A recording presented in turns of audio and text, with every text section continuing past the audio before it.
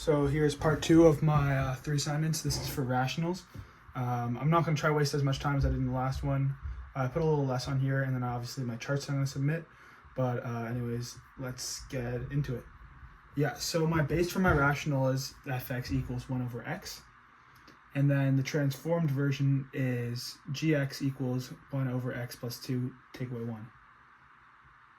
Negative 1, sorry. I have to fix that. That's one mistake I've learned. And then I can improve on for next year and for the course, saying negative. Anyways, instead of takeaway. Anyways, algebraic from transform function. So this is still a rational function with transformations, and what it does is basically same as this, except instead of just being normal, it shifts left 2 units and down 1 unit. Anyways, to the charts for the base, you just see here, -3 equals -1 over 3, -1, -1, 0 is undefined, 1 is 1, and 3 is 3. So you see that pattern there, and then the transform, you can see the shifts. So -4 and -1.5, -2 undefined, 1 and 0, 0 and 0.5, and then 1 and 0.67.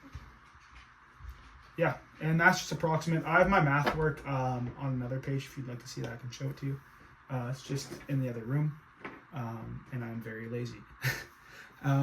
But this actually plays a big effect into the domain of range, which is a little different compared to the quadratics. So similar to the quadratics, the domain is all real numbers except for 0. And it's just for the base so far. I'll talk about the transformed in a second. The reason it's not for 0 is because 0 is undefined, and then same with transformed. It's all real numbers except for -2 because it's also undefined. And now for the range is 0, I believe. And yeah, the range is 0, and the range for the transformed is 1 because of the horizontal asymptote. I can't pronounce that word, sorry. Anyways, last but not least, the inverse. So we have gx, this is for the transform, gx equals 1 over x plus 2, take away 1. So first thing we do, we make it a y and we switch to x and y. So now we have x equals 1 over y plus 2, -1. And then x plus 1 equals, so we're going to bring the 1 over. We're going to have x plus 1 equals 1 over y plus 2. And now that leaves us with, sorry, my writing's really messy here.